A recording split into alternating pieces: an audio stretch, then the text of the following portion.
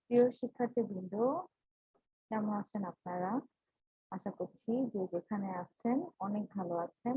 আপনাদের সকলের জন্য অনেক অনেক অনেক অনেক শুভকামনা এবং শুভেচ্ছা। আহ আমাদের আজকের ক্লাসে আমরা মনোবিজ্ঞান দ্বিতীয় পত্রের ব্যক্তিত্ব অংশ নিয়ে পড়ছিলাম। তো সেই আলোচনায় আমরা চলে যাব।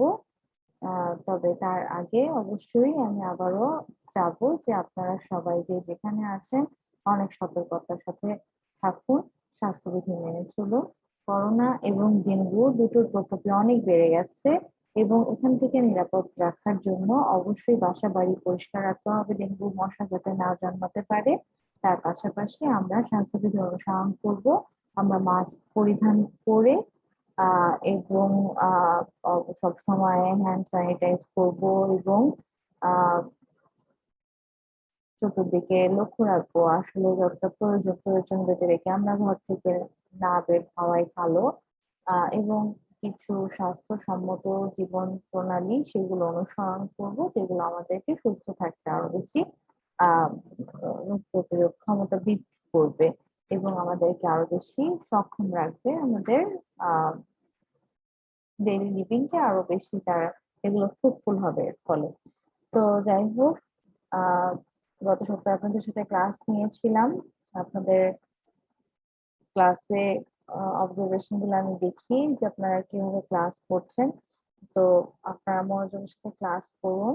সবাই বই কিনেছেন আশা করছি। বইটি নিয়ে আপনারা বসুন। বইয়ের সাথে দেখা যাবে যে আমরা যদি মিলিয়ে পড়াগুলো পড়ি তাহলে আমাদের আত্মস্থ করতে সুবিধা হবে এবং পরবর্তীতে আমরা বই দেখে যখন স্টাডি করব তখন এটি আমাদের অনেক বেশি হেল্প করবে, আমাদের বোঝার জন্য এটি সুবিধাজনক হবে।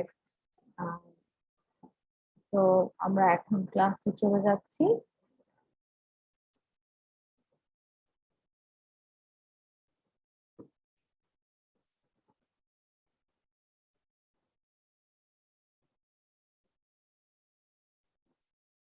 তো আজকের ক্লাসে আমরা কি পড়ছিলাম গত ক্লাসের পরে সেখান থেকে শুরু করার চেষ্টা করব। আপনাদেরকে আমি গত ক্লাসে এই সিলেবাসটি দেখিয়েছিলাম।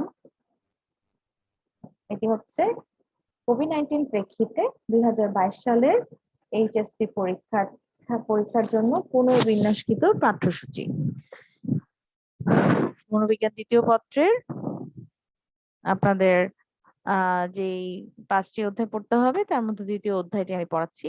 আপনাদের সাথে আমি ক্লাসে আছি যথারীতি আপনাদের শিক্ষক নাজমুন নাহার মুনমুন, প্রভাষক মনোবিজ্ঞান বিভাগ, ঢাকা কলেজ, ঢাকা।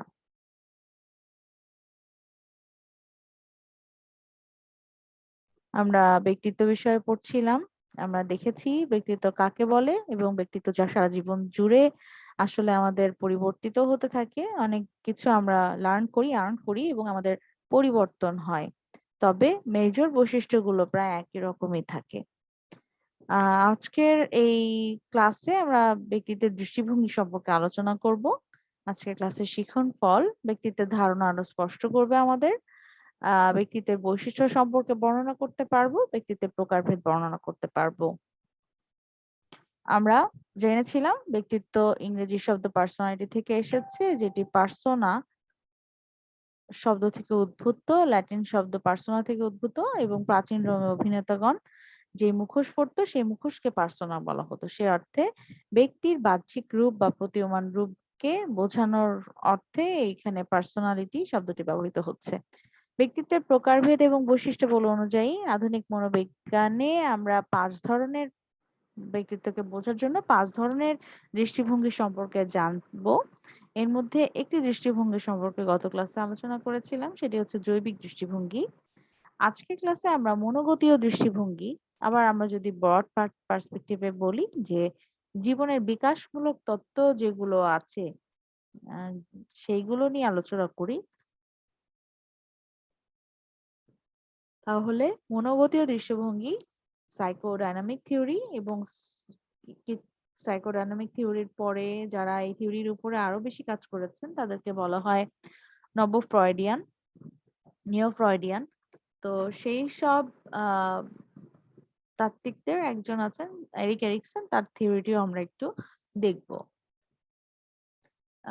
ব্রড পার্সপেক্টিভে এগুলোকে আমরা বিকাশ সম্বন্ধীয় তত্ত্ব বলছি, বইতেও আপনারা এই শব্দগুলি দেখতে পাবেন। এখানে ফ্রয়েডের মনোসমীক্ষণ তত্ত্ব এবং এরিকসনের মনোসামাজিক তত্ত্ব নিয়ে আমরা আলোচনা করব আজকের ক্লাসে। ফ্রয়েডের মনোসমীক্ষণ তত্ত্ব। সিগমুন্ড ফ্রয়েড নামটি শুনেছেন আপনারা একাদশ শ্রেণীতে প্রথম অধ্যায়ে ইতিহাস পড়াতে গিয়ে তার নামের সাথে আপনারা পরিচিত হয়েছিলেন। এছাড়া অন্যান্য অধ্যায়েও তার নামটা আমরা বারবার উচ্চারণ করেছি। 1895 সালে জোসেফ ব্রুয়ার এবং সিগমুন্ড ফ্রয়েড লিখিত স্টাডিজ ইন হিস্টোরিয়া নামক একটি নিবন্ধ প্রকাশিত হয়। এই নিবন্ধে মনোসমীক্ষণ তত্ত্বের উন্মেষ ঘটেছিল। এখন আমরা এই মনোসমীক্ষণ তত্ত্ব বা এটাকে মনোগতীয় দৃষ্টিভঙ্গিও বলা যায়, সাইকোডাইনামিক পার্সপেক্টিভ, এই থিওরি সম্পর্কে জানার আগে সিগমুন্ড ফ্রয়েডের জন্ম এবং মৃত্যু সালটা দেখতে পাচ্ছি। উনি 1856 সালে জন্মেছিলেন এবং 1939 সালে উনি মৃত্যুবরণ করেছিলেন। এই মতবাদে মনোসমীক্ষণ দৃষ্টিভঙ্গিতে মূল বিষয় হচ্ছে ব্যক্তিত্বের কাঠামো, গতিশীলতা এবং ব্যক্তিত্বের বিকাশ। আরেকটা বিষয় এখানে আলোচনা করা হয় চেতনার মাত্রা। তো থিওরিটি অনেক বড়, আমরা এখানে সংক্ষিপ্ত আকারে কয়েকটা জিনিস সম্পর্কে জানবো। তবে আমি আপনাদের আরেকটা জিনিস একটু বলি যে আরেকটা টার্ম আছে ফ্রয়েডের, সিগমুন্ড ফ্রয়েডের তত্ত্বে, সেটি হচ্ছে ইগো ডিফেন্স মেকানিজম বা ব্যক্তিত্বের আত্মপ্রতিরক্ষা কৌশল। সেইগুলো কিন্তু এখানে আলোচনা করা নাই। আপনাদের দ্বিতীয় অধ্যায়ে মানসিক চাপ এবং চাপ মোকাবেলা একটা নামে পঞ্চম অধ্যায় রয়েছে, সেই অধ্যায়ে আমরা এই বিষয়ে জানব। ব্যক্তিত্বের মনোসমীক্ষণ মতবাদ নামে এই তত্ত্বটি পরিচিত। আপনারা এখানে ছবি দেখতে পাচ্ছেন। সিগমুন্ড ফ্রয়েড, উনি একজন বিশিষ্ট বিজ্ঞানী ছিলেন। উনি একজন মনোরোগ বিশেষজ্ঞ, নিউরোলজিস্ট ছিলেন। ব্যক্তিত্বের কাঠামো হচ্ছে ব্যক্তিত্বের সংগঠন বা স্ট্রাকচার অফ পার্সোনালিটি। ফ্রয়েডের মতে মানুষের ব্যক্তিত্ব তিনটি পরস্পর সম্পর্কযুক্ত উপাদান নিয়ে গঠিত। আমরা এই তত্ত্বের মধ্যে এখন ব্যক্তিত্বের সংগঠন বা স্ট্রাকচার অফ পার্সোনালিটি নিয়ে আলোচনা করতে যাচ্ছি।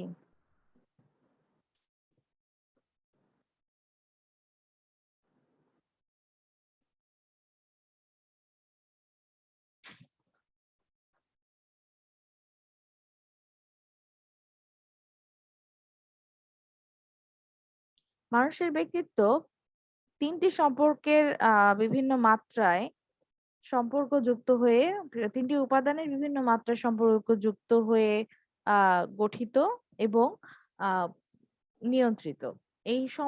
এই তিনটি বিষয় কি? একটি হচ্ছে ইড, একটি হচ্ছে ইগো এবং অন্যটি সুপার ইগো। এগুলো সম্পর্কে আমরা জানবো। ভিয়েনার চিকিৎসক সিগমুন্ড ফ্রয়েড সারা জীবন মানুষের এই মনের রহস্য খোঁজার জন্য কাজ করেছেন। তিনি এটা খুঁজতে গিয়ে তিনটা মানসিক কাঠামো পান, ইড, ইগো, সুপার ইগো। প্রথমে আমরা ইডকে আলোচনা করি। ইড কি? ইড হচ্ছে ব্যক্তি যখন জন্ম লাভ করে, একটি মানুষ যখন জন্ম লাভ করে, তার মধ্যে যে মানসিক সত্তাটি নিয়ে আহ সে আসে এবং যেটা থাকে সেটাকে বলা হচ্ছে ইড। সেটা খুবই সেলফ ওরিয়েন্টেড, অর্থাৎ খুবই আত্মকেন্দ্রিক। যেমন আমরা যদি লক্ষ্য করে দেখি যে মানুষ জন্মের পরে শুধুই কি করছে, নিজের চাহিদাগুলোর প্রতি সজাগ থাকছে। যেমন ক্ষুধা লাগলে কান্না করছে, যে কোনো কিছুর জন্য কান্না করে সে নিজের চাহিদাকে পূরণ করার চেষ্টা করছে। এই যে আত্মকেন্দ্রিকতা, এটাকে ইড বলা হচ্ছে। এটা আমরা দেখতে পাচ্ছি উদাহরণটায়, যেটা ফিজিক্যাল নিডকে নিয়ে আলোচনা করছে। কিন্তু আমরা লক্ষ্য করি যে আমাদের ব্যক্তিত্বের একটা অংশ আছে যে শুধু সবকিছুকে নিজের করে পেতে চায়। অনেক সময় আমরা সেটা প্রকাশ করতে পারি না, কিন্তু ভেতরে ভেতরে তীব্রতা তীব্রতা অনুভব করি যে এটা আমার পেতেই হবে। আমরা জাজমেন্টেই যাই না যে এটা ভালো কি মন্দ বা কি, এটা পেতে হবে। বিভিন্ন সময়ই একজন ব্যক্তি এই ধরনের আচরণগুলো করে থাকে। আহ এটাকেই ইট বলা হয়। ব্যক্তিত্বের এই অংশটার নাম হচ্ছে ইট, যে খুবই স্বার্থপর। এই ইটের একটি মূলনীতি আছে। ইটের মূলনীতি হচ্ছে এটা সবসময় আনন্দ পেতে চায়। প্লেজার প্রিন্সিপল দ্বারা এটি আবর্তিত হয়।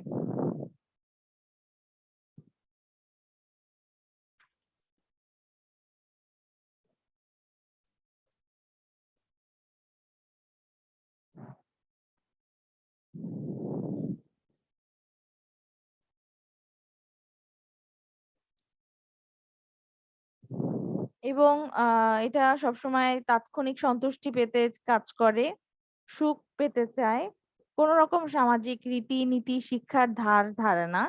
আদিম মানব মনের প্রতীক বলা হয় ইটকে। ইটের কোনো যুক্তি নাই, কোনো বিচার বুদ্ধি নাই। ইট হচ্ছে এটাকে বলা হয় নগ্ন কামনা বাসনার প্রতিচ্ছবি।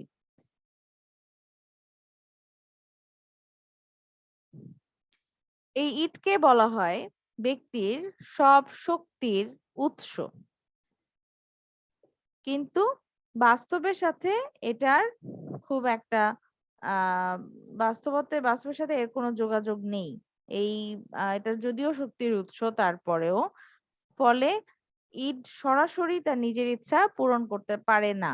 এজন্য তাকে বাস্তবতার সাথে সংযোগ স্থাপন করে সেটা করতে হয়। যেমন বাস্তবতার সাথে যে চলে সেটা হচ্ছে ইগো, এবং এই ইগোর সাথে সংযোগ রক্ষা করে এই জন্য ইটকে পরিচালিত হতে হয়। আমরা ইগো নিয়ে আলোচনা করি। ইগো এখানে আহ ইগো হচ্ছে প্রাথমিক প্রক্রিয়ার চিন্তন বা প্রাইমারি প্রসেস থিঙ্কিং। একটা শিশুর একাকী বেঁচে থাকাকে নিশ্চিত করা যায় না। একজন শিশু বা কেউ একাকী বেঁচে থাকতে পারে না। বাঁচার জন্য কি করতে হয়? অন্যদের সাথে সমন্বয় করে চলতে হয়, পরিস্থিতির সাথে সমন্বয় করে চলতে হয়। আমি যদি খালি পেতে চাই বা আনন্দ পেতে চাই, তাহলে কিন্তু আমি পাবো না। সেটা পাওয়ার জন্য আমাকে অবশ্যই কোনো না কোনো অ্যাক্ট বা অ্যাক্ট অফ ডুইং করতে হবে, কাজ করতে হবে। তো এই কাজ বাস্তবে কিভাবে করব সেটা নিয়ে প্ল্যানিং করতে হয়, সেদিকে আগাতে হয় এবং প্রচেষ্টা অব্যাহত রাখতে হয়। এই জায়গাগুলো কেই বলা হচ্ছে এক্সিকিউটিভ অফ পার্সোনালিটি বা ব্যক্তিত্বের নির্বাহী শক্তি, যেটা হচ্ছে ইগো। তাহলে আমরা বুঝতে পারছি যে আমাদের যত ধরনেরই চাহিদা থাকুক না কেন, সেটাকে বাস্তবে রূপান্তরিত করার জন্য যে দায়িত্বপ্রাপ্ত সে হচ্ছে ইগো।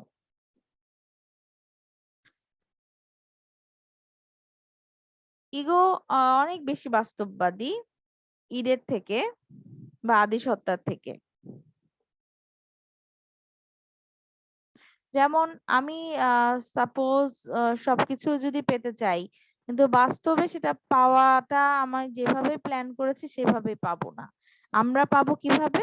সেটা যেইভাবে পরিস্থিতি তে বিরাজ করছে সেগুলো মিট করেই কিন্তু আমাদেরকে ধীরে ধীরে লক্ষ্যের দিকে অগ্রসর হয়ে সেটাকে পেতে হবে। এখন আহ আমি আমার অনেক টাকা লাগবে, ব্যাংকে টাকা আছে। তাহলে আমরা কি ব্যাংক থেকে আমার টাকা আছে কিনা সেইভাবে আমি জমা রেখে রেখে সেখান থেকে নিব, নাকি ব্যাংক ডাকাতি করে নিব? এখন যদি কেউ ডাকাতি করে নেয় তাহলে ঈদ তাকে প্রভাবিত করলো। আর যদি কেউ নিজেই ধীরে ধীরে সঞ্চয় করে, প্ল্যান ফুললি আগায় এবং পরবর্তীতে সেখান থেকেই তুলে নেয়, তাহলে কিন্তু সে বাস্তবতা দ্বারাই পুরো জিনিসটাকে কি করলো, পরিচালিত করলো।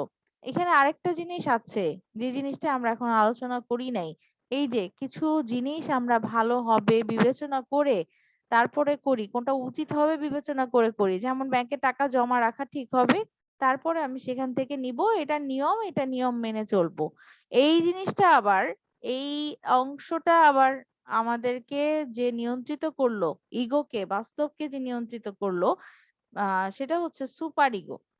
অর্থাৎ এই সুপার ইগো নামে আরেকটা সত্তা আছে আমাদের, যেটাকে বলা হয় অধিসত্তা। মানসিক কাঠামোর এটি তৃতীয় ভাগ এবং প্রায় 5 বছর বয়স থেকে বিকশিত হতে শুরু করে।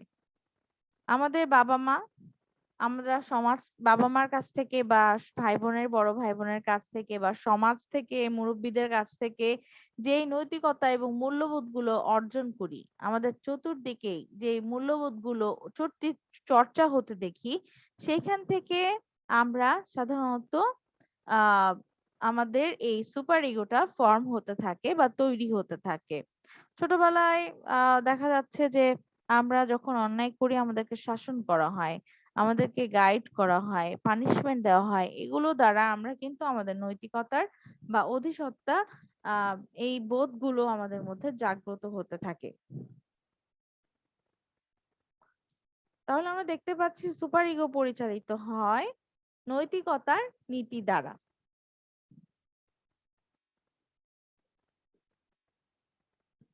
তাহলে খুব সহজে আমরা বুঝতে পারবো যে আমি কোনটি দ্বারা, আমার ইগো আসলে আমি বর্তমানে যা করছি সেটি কোনটি দ্বারা বেশি নিয়ন্ত্রিত হচ্ছে, আমার স্বার্থপর আত্মকেন্দ্রিকতা দ্বারা, নাকি বা স্বেচ্ছাচারিতা, স্বার্থপরতা, আত্মকেন্দ্রিকতা দ্বারা, নাকি আমার নৈতিকতা, নিয়ম নীতি, নিষ্ঠা, বিশ্বাস, মূল্যবোধ, সামাজিক যেই চলমান আমার দায়িত্ববোধ, সেই বিবেকবোধ, সেইগুলো দ্বারা। যেটি দ্বারা নিয়ন্ত্রিত হয় সেটির প্রভাব, প্রবলতা আমাদের মধ্যে বেশি। আর সবচেয়ে বেটার কি আসলে কোন স্টেটে আমরা চলবো, এই তিনটাই আমাদের মধ্যে থাকে। তিনটার মধ্যে কম্বিনেশনের মাত্রাটা কিরকম হলে ভালো থাকবে, এগুলো বিষয়ে চিন্তা করার আছে। ইগোর সুপার সুপার ইগো দুটো অংশ রয়েছে। একটি অংশ হচ্ছে বিবেক বা কনসাইন্স এবং আরেকটি অংশ হচ্ছে ইগো আইডিয়াল বা আদর্শ। আমরা কিন্তু আমাদের বিবেক দ্বারা যেমন তাড়িত হই, আবার আদর্শ দ্বারাও কিন্তু অনুপ্রাণিত হই। দুটোই কিন্তু আমাদেরকে সামনের দিকে উদ্বুদ্ধ করে। তাহলে আমরা আজকে দেখলাম যে ব্যক্তিত্বের কাঠামো বলতে সিগমুন্ড ফ্রয়েড তিনটি পার্টকে বুঝিয়েছেন। একটা হচ্ছে ইড, যে শুধু বলে আই ওয়ান্ট দিস, আমার এটা লাগবে, কিন্তু সে এটা করতে পারে না। সে করায় কার মাধ্যমে? ইগোর মাধ্যমে। সো ইগো হচ্ছে সেই পার্টটা আমাদের যে বলে লেটস ওয়ার্ক অন ইট, যে কাজ করে আমাদের চাহিদাগুলোকে পূরণ করতে। আরেকটা বিষয় ইগোকে প্রভাবিত করে, সেটা হচ্ছে সুপার ইগো। আহ সেটি হচ্ছে দিস ইজ, সে আমাদেরকে গাইড করে, আমাদের গার্ডিয়ানের মতো, প্যারেন্টস এর মতো। This is not the way to do get it, অর্থাৎ এইভাবে পাওয়া যাবে না, ওইভাবে পেতে হবে। অর্থাৎ সে গার্ডিয়ানের মতো আমাকে গাইড করছে। আমরা ব্যক্তিত্বের চেতনার মাত্রা নিয়ে এখন আলোচনা করব। চেতনার মাত্রা বলতে গেলে আপনাদের সাথে আমার একটা ছবি দেখাতে হবে। এখানে একটা ছবি দেখতে পাচ্ছেন, একটা আইসবার্গের ছবি এটি। আইসবার্গ হচ্ছে যে সমুদ্রের বুকে কিছু বরফের পাহাড় থাকে। সেই বরফের পাহাড়ের উপরের অংশটা নাবিকরা দেখে এবং সতর্কভাবে সেটাকে এড়িয়ে যায়। কিন্তু যদি চোখে না পড়ে ঠিক মতো, বা নিচের অংশটায় কি থাকতে পারে যদি আমরা ধারণা ঠিক মতো না করতে পারি, টাইটানিক জাহাজের মতো আইসবার্গের সাথে ধাক্কা খেয়ে জাহাজ কিন্তু ডুবে যাবে। সো আমরা যে অংশটা দেখি উপরে, তার থেকে অনেক বেশি অংশ থাকে পানির নিচে, পানির তলদেশে। সো এটা সম্পর্কে ধারণা রাখতে হয়। আমাদের ব্যক্তিত্বেরও এরকম কিছু অংশ রয়েছে যেটা ভাসমান দেখা যায়, আর কিছু অংশ আছে আবছায়া দেখা যায়, উকি দিলে দেখা যায়, খুঁজে বের করতে চাইলে খুঁজে বের করা যায়। আর একটা বড় অংশ রয়ে যায় যেটা আসলে আমরা চাইলেই আনতে পারি না, কিন্তু আমাদের মধ্যে আছে, প্রয়োজনে সেটা সামনে চলে আসে। উদাহরণে গেলে আপনারা বুঝতে পারবেন যে এটা কি। ব্যক্তিত্বের কাঠামো আলোচনা করতে গিয়ে সিগমুন্ড ফ্রয়েড মনের তিনটি স্তরের কথা উল্লেখ করেছেন। এগুলো হলো চেতন স্তর, প্রাক চেতন স্তর এবং অবচেতন স্তর। কনসিয়াস, প্রিকনসিয়াস বা সাবকনসিয়াস এন্ড আনকনসিয়াস। ফ্রয়েড অনুভব করেন যে ব্যক্তিত্বের তিনটি কাঠামো আদিসত্তা, অহম এবং অতি অহম মনের তিনটি অঞ্চল চেতন, প্রাকচেতন, অবচেতন অংশের সাথে সম্পর্কিত।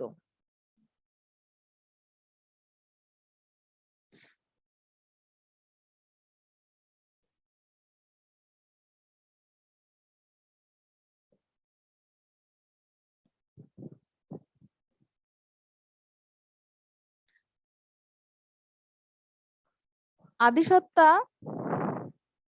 হলো অচেতন এবং অতি অহমও কিন্তু অচেতন স্তরের কাছাকাছি অবস্থান করে। তবে আহ অহম অংশটা প্রাকচেতন স্তরে থাকে, যেটা চাইলেই যেখান থেকে আমরা কি করতে পারি, কিছু জিনিস মনে করতে পারি। আমাদের আমাদের এই চেতনার মাত্রা সিগমুন্ড ফ্রয়েড বিভিন্ন সময় বিভিন্ন জায়গায় বলার চেষ্টা করেছেন যে কনসিয়াস পার্টটা হচ্ছে আমাদের এই চেতনার 10%, সাবকনসিয়াস হচ্ছে 50 to 60% এবং আনকনসিয়াসে আমাদের 30 to 40% জমা হয়ে থাকে। কি জমা থাকে আনকনসিয়াসে?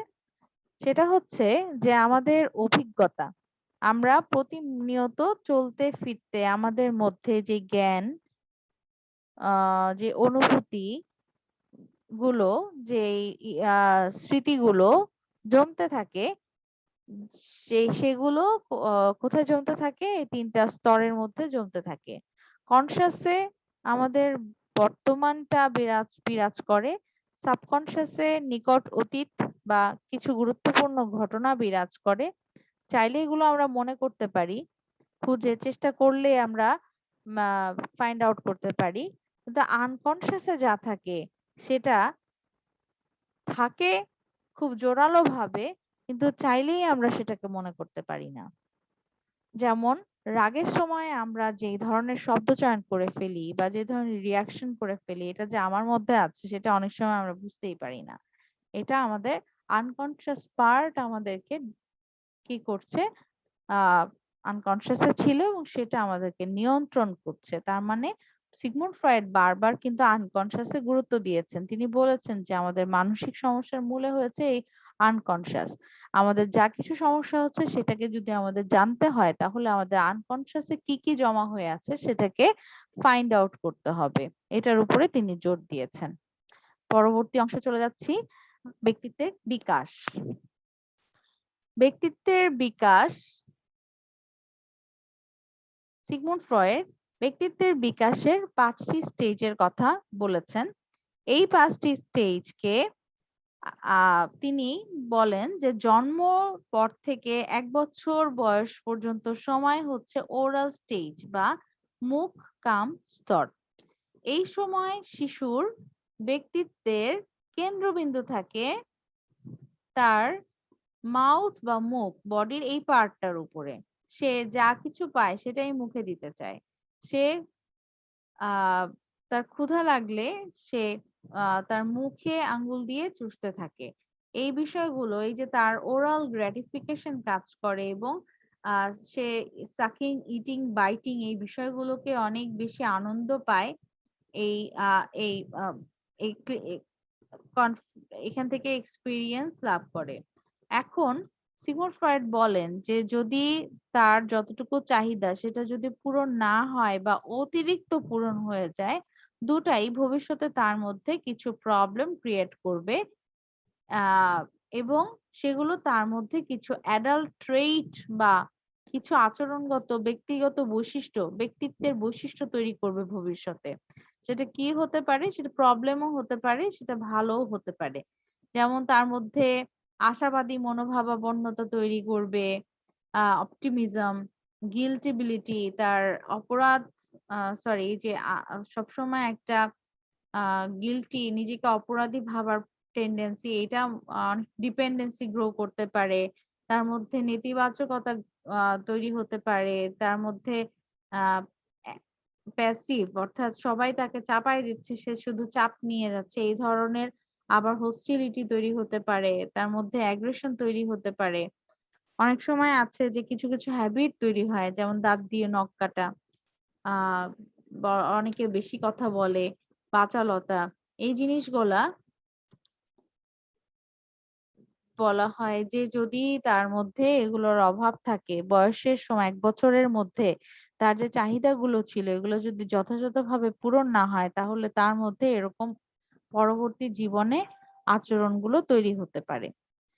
দ্বিতীয় স্তরকে সিগমুন্ড ফ্রয়েড দেখিয়েছেন যে 1 বছর থেকে 3 বছরের সময়কালের মধ্য দিয়ে ব্যক্তির যেই আহ ব্যক্তিত্বের বিকাশের পর্যায়ের মধ্য দিয়ে যায়, সেটা হচ্ছে অ্যানাল স্টেজ, যেটাকে বাংলায় বলা হয় পায়ু স্তর। এই স্তরে ব্যক্তিত্বের মধ্যে যে পরিবর্তনগুলো মূলত ঘটতে থাকে সেটা হচ্ছে ব্যক্তি আহ এক 1 থেকে 3 বছর বয়সের বাচ্চা, তার টয়লেট ট্রেনিং চলতে থাকে। তার আনন্দ বা তার সবকিছুর যে প্লেজারেবল দিকটা সেটা পায় তার অ্যানাল রিজিয়ন থেকে, তার অ্যানাস থেকে, পায়ু এলাকা থেকে। এখানে টয়লেট ট্রেনিংটা খুবই ইম্পর্টেন্ট। যদি টয়লেট ট্রেনিং না দেয়া হয় তাহলেও তার ভবিষ্যৎ আচরণে রিফ্লেক্ট করবে সেটা। আর যদি টয়লেট ট্রেনিং অনেক কড়াকড়ি হয়, অনেক হার্শ হয়, তাহলেও সেটা তার ভবিষ্যৎ আচরণে রিফ্লেক্ট করে। এটা ফ্রয়েডের ভাষ্য মতে। তৃতীয় স্তরে ব্যক্তিত্ব বিকাশের তৃতীয় স্তরকে সিগমুন্ড ফ্রয়েড নাম দিয়েছেন ফেলিক স্টেজ, যেটার 3 থেকে 5 বছর বা 6 বছর পর্যন্ত বয়সের শিশুরা এই বয়সের এই ফেলিক স্টেজের অন্তর্গত। এই সময় তাদের যেই বডি পার্টের দিকে ফোকাস থাকে সেটা হচ্ছে জেনিটাল, অর্থাৎ সে বোঝার চেষ্টা করে তার যৌন অঙ্গগুলো কোনগুলো এবং তার আহ তার আইডেন্টিটি কি, আইডেন্টিটিটা সে বুঝতে চেষ্টা করে যে সে কার মতো, মায়ের মতো না বাবার মতো, অর্থাৎ সে কি মেল না ফিমেল। এটা নিয়ে তার মধ্যে অনেক কিউরিওসিটি কাজ করতে থাকে এবং সে কি করে প্রতিনিয়ত ফাইন্ড আউট করে। এবং এখানে ফ্রয়েড দুটো স্টেজের কথা বলেছেন, একটা হচ্ছে এডিপাস কমপ্লেক্স, আরেকটি হচ্ছে ইলেকট্রা কমপ্লেক্স। এই জায়গাগুলো দিয়ে ফ্রয়েড আচরণকে বোঝানোর চেষ্টা করেছেন। ফেলিক্স স্টেজটা খুবই গুরুত্বপূর্ণ। আহ যদি শিশুরা এই সময়ে যদি ঠিক মতো নিজের আইডেন্টিটিটাকে বুঝতে না পারে, ভবিষ্যতে তাদের মধ্যে প্রবলেম দেখা দেয় এবং সেটা তার ব্যক্তিত্বের উপরে মারাত্মক প্রভাব বিস্তার করে। পরবর্তী স্টেজের নাম দিয়েছেন সিগমুন্ড ফ্রয়েড ল্যাটেন্সি স্টেজ বা সুপ্ত পর্যায়, যার 5 থেকে 6 বছর থেকে শুরু করে বয়ঃসন্ধির পূর্ব পর্যন্ত এই স্তরটি চলতে থাকে। এটিকে কেন সুপ্ত বলা হয়? কারণ এই সময় তার কোনো গ্র্যাটিফিকেশনের জায়গা বডিতে থাকে না। এই সময়টা সে আত্মনিয়োগ করে নিজের পড়াশোনার দিকে, বন্ধু বান্ধব, খেলাধুলা, এইসব দিকে, অর্থাৎ বাহ্যিক বিষয়ের দিকে তার আকর্ষণ কাজ করে এবং সে কি করে পরিশ্রম করে সেগুলো পেতে চায়। খেলাধুলা করলেও পরিশ্রম করেই পেতে চায় এবং আবার ধরেন যদি লেখাপড়া করে সেখানেও কিন্তু সে অধ্যবসায়ী থাকে। এই সময়েই আসলে যৌন বিষয়গুলো নিয়ে খুব একটা পরিবর্তন ঘটে না বলে সিগমুন্ড ফ্রয়েড বলেন। এই জন্য এটাকে সুপ্ত পর্যায় বলেছেন। লাস্টলি তিনি সর্বশেষ যে পর্যায়ের কথা বলেছেন সেটা বয়ঃসন্ধির পর থেকে শুরু করে আজীবন পর্যন্ত তার জীবনের শেষ পর্যন্ত চলতে থাকে। এই পর্যায়ের নাম তিনি দিয়েছেন জেনিটাল স্টেজ। জেনিটাল বা আমাদের যেই যৌন অঙ্গগুলো রয়েছে সেগুলোর যেই পরিপক্কতা এই সময় অর্জন হতে থাকে এবং সেটা দিয়ে তার ভবিষ্যতে সে তার জীবনে প্রবেশ করে। অর্থাৎ এতদিন ধরে তার মধ্যে যে কনসেপ্ট গুলো তৈরি হলো সেটা নিয়ে সে এখন তার জীবনে সেটাকে প্রয়োগ করে। সে একজন পার্টনার হয়, সে তার জীবনে ম্যারিটাল স্টেজ আসে অর্থাৎ বৈবাহিক পরিবর্তন ঘটে, বা কাপল লাইফে সে দাম্পত্য জীবনের স্বাদ নেয়, বিয়ে করে, বা তার মধ্যে ম্যাচুরেশন আসে এবং সন্তান উৎপাদন করে, বাবা মায়ের রোলে যায়, দাদা দাদির রোলে যায়। এইভাবে তার আর্লি স্টেজের অর্থাৎ জীবনের প্রারম্ভিক যে 3টা স্তর আছে সেখানে তার যে পরিবর্তনগুলো, যে আচরণের যে ব্যক্তিত্বের গঠনটা তৈরি হয়েছিল সেটার রিফ্লেকশন পরবর্তীতে এই ল্যাটেন্সি এবং জেনিটাল স্টেজে ঘটতে থাকে বলে সিগমুন্ড ফ্রয়েড বলেছেন। আজকের ক্লাসে আমরা সিগমুন্ড ফ্রয়েডের তত্ত্বটি জানলাম। খুবই তাড়াহুড়ো করে খুবই অল্প সময়ের মধ্যে আপনাদেরকে এটি বোঝানোর চেষ্টা করেছি, কারণ এই তত্ত্বগুলো আসলে অনেক কথা, অনেক বড়। এত কথা বললে হয়তো আপনারা এত ছোট বয়সে বুঝতে পারবেন না, ভবিষ্যতে আপনারা এগুলো পড়তে পারবেন। আর মনোবিজ্ঞানের বইগুলোতে আপনারা এই সম্পর্কে আরো অনেক তথ্য পাবেন। আজকে এরিকসনের তত্ত্বটি আর আপনাদের পড়াচ্ছি না, তবে এতটুকু বলে দিচ্ছি এই তত্ত্বে 8টি স্তর রয়েছে। ফ্রয়েডের ব্যক্তিত্ব বিকাশের 5টি স্তর রয়েছে, এটিও প্রায় অনুরূপ। তবে ফ্রয়েডের মতো এরিকসন মানুষের যৌন জীবনকে অনেক বেশি গুরুত্ব আরোপ করেন নাই। তিনি এর থেকে সাইকোসোশ্যাল স্টেজ গুলোকে বেশি গুরুত্ব দিয়েছেন। পরবর্তী ক্লাসে আমরা এটা নিয়ে আলোচনা করব। আজকে এই পর্যন্তই। আপনারা দেখেন যে এখানে আপনাদের জন্য আমি একটি ছবি দিয়েছি, best plants to grow in the monsoon season. এখন বর্ষাকালের একটি বড় বৈশিষ্ট্য হচ্ছে এখানে গাছপালা লাগানোর সময়।